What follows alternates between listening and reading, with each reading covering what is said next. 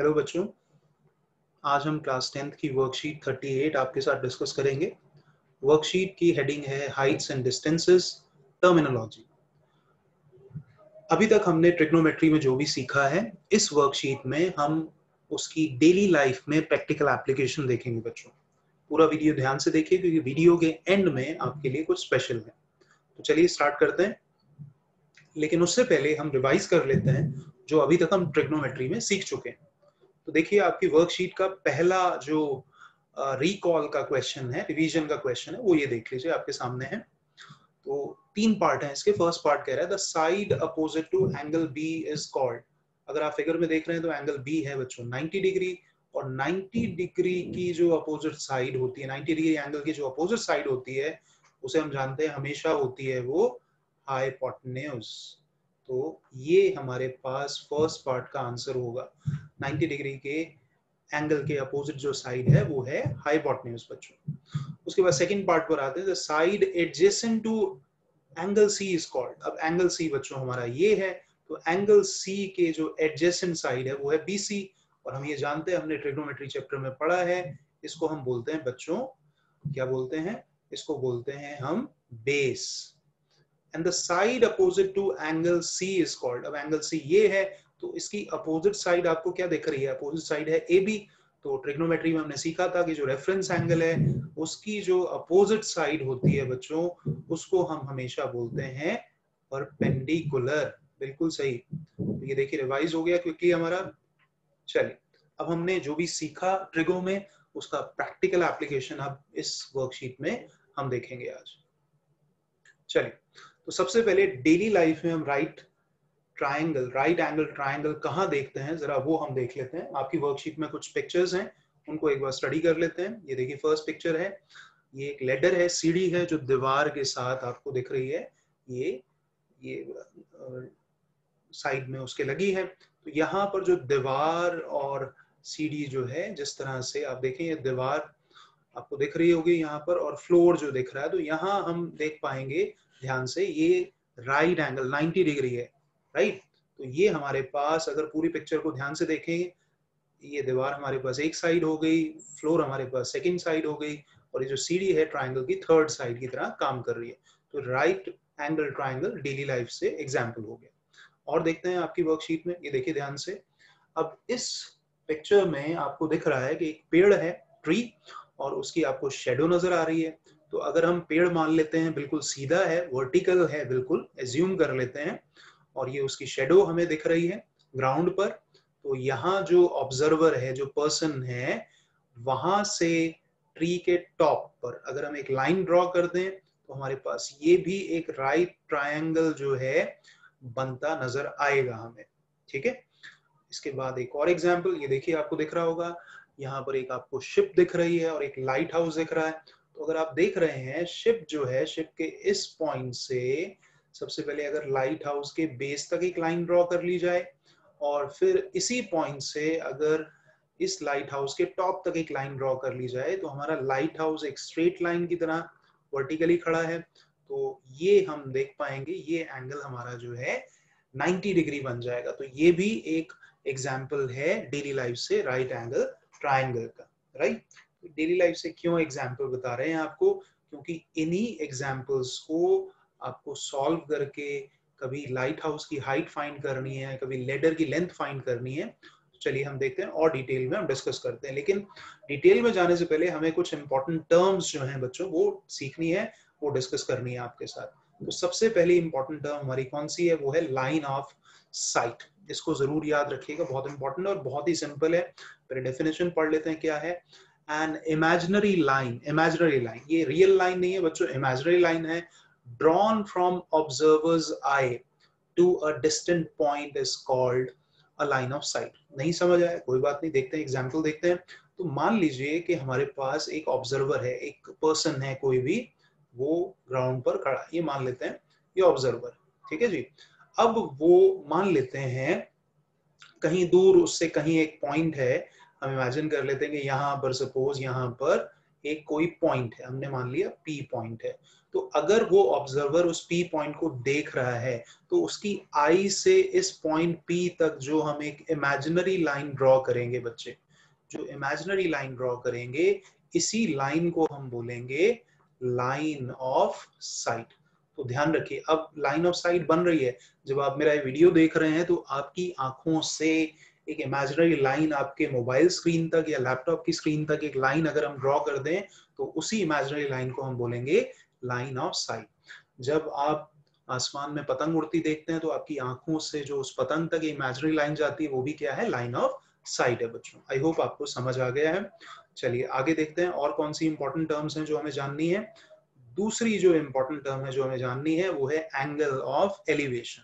अभी हम काइट की बात कर रहे थे, पतंग की बात कर रहे थे, चलिए उसी का हम एक पिक्चर देख लेते हैं। देखिए यहाँ पर एक बच्चा है और ये जो बच्चा है ये स्काई में काइट को देख रहा है, एक पतंग को देख रहा है, बड़ा खुश हो रहा है ये।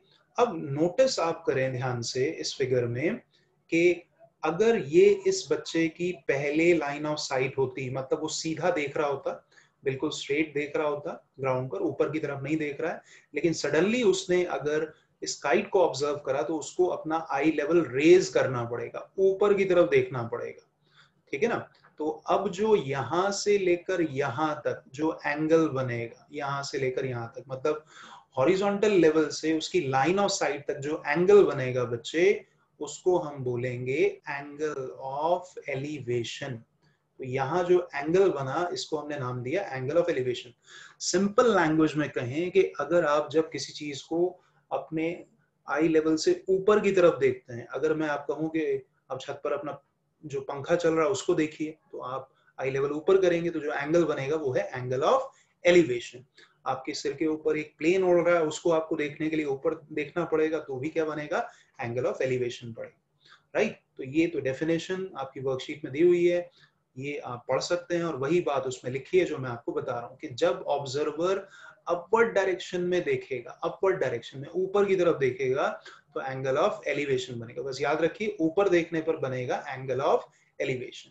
So angle of elevation is formed when we look up and is measured above the horizontal line, ऊपर की तरफ देखने पर। बहुत सिंपल, ठीक है जी। ऊपर देखा तो कौन सा एंगल, एंगल ऑफ एलिवेशन।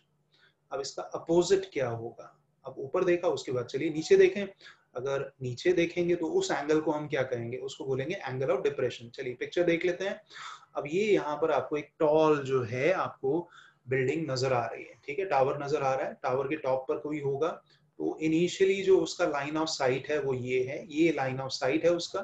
लेकिन उसे अगर ग्राउंड पर कार को देखना है तो ऑब्वियसली वो जंप थोड़ी करेगा देखने के लिए, अपने आई लेवल को वो नीचे की तरफ शिफ्ट कर देगा। देखिए एरो से पता लग रहा है उसका आई लेवल चेंज हो रहा है, तो लाइन ऑफ साइट उसकी चेंज हो रही है। इनिशियली वो स्ट्रेट थी, अब वो इस तरफ शिफ्ट हो गई। तो यहाँ जो एंगल बना बच्चों वो है angle of depression, angle of depression. इसका मतलब नीचे की तरफ, जब डाउनवर्ड जब हम देखेंगे, दोनों अपोजिट है एक दूसरे के, एंगल ऑफ एलिवेशन और एंगल ऑफ डिप्रेशन। बस याद क्या रखना है, याद ये रखना है कि जब आप ऊपर की तरफ देख रहे हैं या क्वेश्चन जब आएगा कि ऊपर की तरफ देखा जा रहा है तो एंगल ऑफ एलिवेशन, और जब एंगल ऑफ डिप्रेशन आ रहा है तो इसका मतलब नीचे की तरफ देखा जा रहा है। ये डेफिनेशन आपकी वर्कशीट में दी है, वहां से भी आप देख सकते हैं, पढ़ सकते हैं।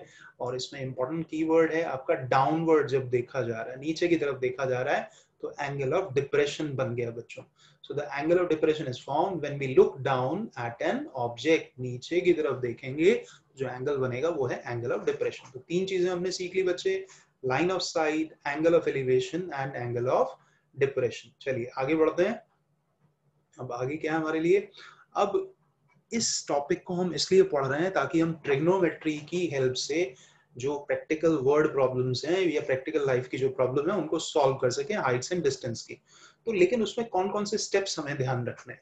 स्टेप्स हमें ये ध्यान रखने हैं, सबसे पहले तो हमें फिगर बनानी है क्वेश्चन के अकॉर्डिंग। लेकिन एक चीज आपको ध्यान रखनी है, फिगर हमेशा लाइन डायग्राम बनाना है। अब लाइन डायग्राम से क्या मतलब है, लाइन डायग्राम से मतलब है कि अगर आपको बोला जाए टावर, तो टावर की पेंटिंग नहीं बनानी है आपको, सिर्फ आपको टावर के लिए एक स्ट्रेट लाइन बना देनी है। टावर के लिए आपको बस एक स्ट्रेट लाइन बना देनी है स्केल की हेल्प से। तो वो आप उसके साथ में वहां लिख देंगे कि ए बी जो है वो टावर है। ग्राउंड ऐसे बना देंगे, तो इसको हम लाइन डायग्राम कहते हैं बच्चे, राइट। तो आपको पहला स्टेप तो ये ध्यान रखना है कि आपको लाइन डायग्राम बनाना है, फिगर करेक्ट बनानी है क्वेश्चन के अकॉर्डिंग। उसके बाद आपको उसमें एंगल्स मार्क करने हैं, कहाँ पर पॉइंट्स दिए हैं वो आपको मार्क करने हैं, मेजरमेंट आपको मार्क करनी है। अगर जैसे हमें बोला जाता है कि भैया टावर जो है उसकी हाइट है 50 मीटर, तो यहाँ पर हम लिख देते हैं 50 मीटर और बोलते हैं कि ग्राउंड पर एक पॉइंट है और यहाँ से जब हमने टावर के टॉप को देखा तो भैया एंगल ऑफ एलिवेशन, क्योंकि भैया ऊपर देख रहे हैं तो एंगल ऑफ एलिवेशन जो है मान लीजिए वो गिवन है हमें 30 डिग्री। ऐसा क्वेश्चन में अगर दिया हो तो वो मेजरमेंट्स, वो एंगल्स आपको फिगर में लाइन डायग्राम में आपको लिखना है। उसके बाद आपको क्या करना है, उसके बाद आपको ट्रिग्नोमेट्री यूज करनी है। जब आप ट्रिग्नोमेट्री यूज करेंगे तो जो चीज आपको फाइंड करनी है वो आप इजीली फाइंड कर सकेंगे। तो इन स्टेप्स का आपको ध्यान रखना है, लेकिन डायग्राम याद रखिए, कोई पेंटर नहीं होना है हमें डायग्राम बनाना है। कैसा? लाइन डायग्राम बनाना है। लाइन डायग्राम से मतलब है फिगर में हमें लाइंस बनानी है, राइट? ठीक है, तो चलिए एक एग्जाम्पल देख लेते हैं पहले क्विकली हम, उसके बाद फिर हम और आगे बात करेंगे। देखिए एग्जाम्पल है आपके लिए, वर्कशीट में नहीं है, मैंने खुद ही डाला है ताकि आपको कॉन्सेप्ट समझ आ जाए कि किस तरह से हम जो है लाइन डायग्राम ड्रॉ करते हैं और किस तरह से हम तैयारी करते हैं क्वेश्चन को सॉल्व करने की। सबसे पहले लिखा है tower stands vertically on a ground. Vertically मतलब बिल्कुल सीधा, ग्राउंड के साथ 90 डिग्री एंगल बना रहा है। From a point on the ground which is 15 metre away from the foot of the tower, angle of elevation, अब बात आ रही है एंगल ऑफ एलिवेशन की, इसका मतलब ऊपर देखा जा रहा है। Of the top of the tower is found to be 60 degree, find the height of the tower. तो हाइट तो फाइंड कर लेंगे, लेकिन पहले लाइन डायग्राम बना लेते हैं। तो सबसे पहले टावर की बात हो रही तो टावर बना लेते हैं। तो टावर हम बनाएंगे कैसे? टावर होगा बिल्कुल एक वर्टिकल स्ट्रेट लाइन। ठीक है जी, एक स्ट्रेट लाइन हमने बना दी वर्टिकल। उसके बाद वो कह रहा है कि भैया एक पॉइंट है ग्राउंड पर जो कि इसके फुट से, अब ऑब्वियसली अगर हम इसको नाम दे दें ए बी, तो ए तो इसका टॉप हो जाएगा, बेस का फुट हो जाएगा। तो कह रहा है फुट से 15 मीटर अवे एक पॉइंट है। तो 15 मीटर आप लेफ्ट या राइट कहीं पर भी ले सकते हैं, मैं यहाँ ले लेता हूँ। तो जैसे मैंने यहाँ ले लिया सी पॉइंट जो ग्राउंड पर है और टावर के फुट से कितने मीटर पर है? 15 मीटर पर है। तो अब वो कह रहा है कि इस पॉइंट से अगर आप एंगल ऑफ एलिवेशन मेजर करेंगे टॉप का, टावर के टॉप का, तो वो 60 डिग्री है। तो ऑब्वियसली यहां से इसको ज्वाइन करा देंगे और ये बन जाएगा हमारा एंगल ऑफ एलिवेशन 60 डिग्री। हाँ, एक चीज और, क्योंकि टावर वर्टिकली स्टैंड कर रहा है तो ये एंगल हो जाएगा 90 डिग्री। अब इसकी हाइट कैसे फाइंड करनी है वो तो हम नेक्स्ट वीडियो में आपके साथ डिस्कस करेंगे। वैसे बहुत ईजी है, वो भी मैं आपको बताऊंगा, but in next video, right? चलिए और हम डिस्कस करते हैं आगे। ये आपके पास आ गए ट्राई योरसेल्फ, आपके लिए जो क्वेश्चंस हैं आपको सॉल्व करने हैं। चलिए देख लेते हैं फर्स्ट क्वेश्चन क्या है। फर्स्ट क्वेश्चन है write two differences between angle of elevation and angle of depression. Straight away आपकी वर्कशीट का क्वेश्चन है, डायरेक्ट आपकी वर्कशीट में दिया, मैं आपको बता चुका हूँ क्या है। ये आंसर है, आप देख सकते हैं आराम से। इसमें आपको पहले एंगल ऑफ एलिवेशन की डेफिनेशन लिखनी है, फिर एंगल ऑफ डिप्रेशन की डेफिनेशन लिखनी है, और फाइनली आपको क्या करना है?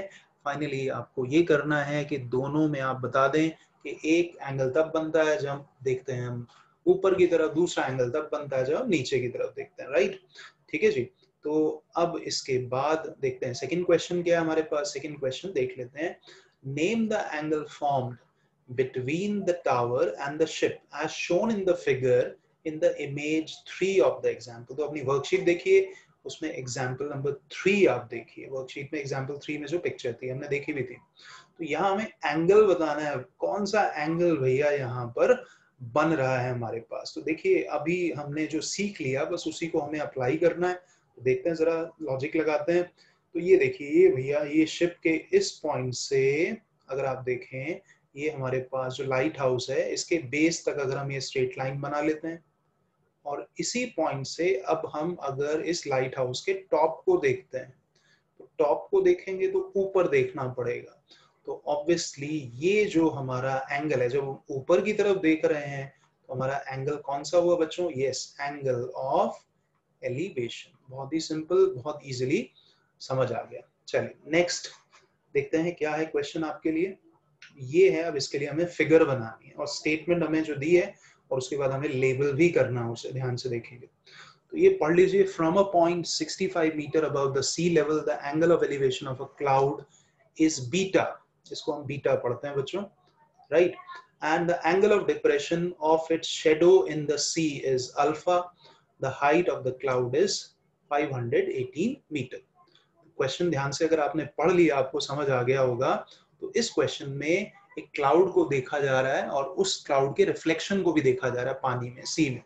तो सबसे पहले हम इमेजिन कर लेते हैं कि भैया ये हमारे पास सी लेवल है, ये हमने मान लिया सी लेवल, राइट। तो ये सी लेवल है तो ऑब्वियसली इसके नीचे जो है वो तो पानी है, राइट। तो जरा डॉटेड से थोड़ा सा मतलब अगर हम बना दें यहाँ दिखा दें तो बढ़िया इंप्रेशन होगा। तो ये हमारा सी लेवल, ये नीचे की तरफ पानी है, ऊपर भी, ऊपर तो स्काई है। अब यहाँ कहा जा रहा है कि from a point 65 metre above the sea level. तो यहाँ पर अगर हम एक पॉइंट ले लें ए, इससे 65 मीटर अबव, मतलब 65 मीटर अबव, तो यहाँ पर हमने मान लिया ये बी पॉइंट जो है ये सी लेवल से 65 मीटर अबव है।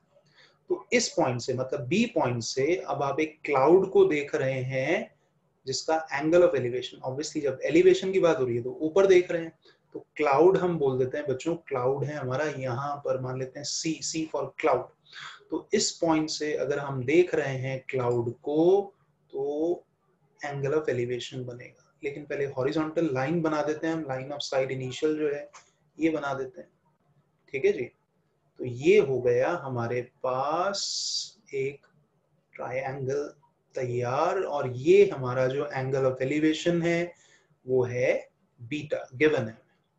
और इसी तरह से वो बोला जा रहा है कि अगर आप अब क्लाउड का रिफ्लेक्शन देख रहे हैं तो रिफ्लेक्शन कहाँ बनेगा, पानी में बनेगा ऑब्वियसली।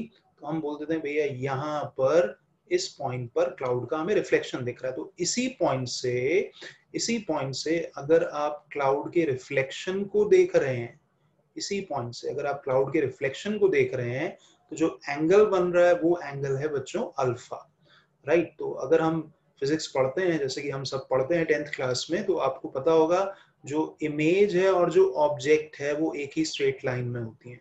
तो इस तरह से हमारी फिगर बन जाएगी। लेकिन एक चीज अभी भी रह गई है कि height of the cloud is 518 metre. तो क्लाउड की जो हाइट है सी लेवल से बच्चे, ये सी लेवल से इसकी जो हाइट है वो है 518 मीटर। बाकी पॉइंट्स को हम लेबल कर देते हैं, इस पॉइंट को हम बोल देते हैं ई है और इस पॉइंट को हमने बोला एफ है, ठीक है बच्चों। तो अभी तो इजी लग रहा है, प्रैक्टिस करेंगे तो आपको और इजी लगेगा, क्योंकि अभी तो मैं कर रहा हूँ, मैं तो कई बार किया है। आप जब अपने आप कोई क्वेश्चन सॉल्व करेंगे तो आपको पता लगेगा आपको कहाँ प्रॉब्लम आ रही है, ठीक है बच्चों। तो चलिए अब हम एंड पर पहुंच गए, और जैसे मैंने प्रॉमिस किया था एंड में आपके लिए कुछ है, तो आप यहाँ देख रहे हैं बियॉन्ड वर्कशीट लिखा है।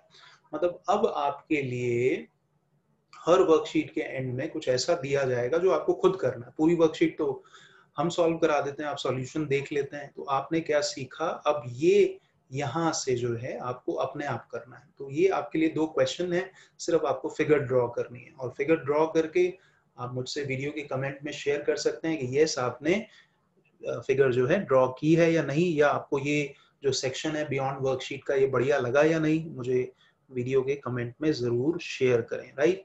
तो मिलेंगे आपसे हम नेक्स्ट वीडियो में, नेक्स्ट वर्कशीट सॉल्व करेंगे और उसमें हम ट्रिग्नोमेट्री के प्रैक्टिकल एप्लीकेशंस पर बेस्ड क्वेश्चन करेंगे। इन क्वेश्चंस में आपको सिर्फ फिगर बनानी है बच्चों, राइट।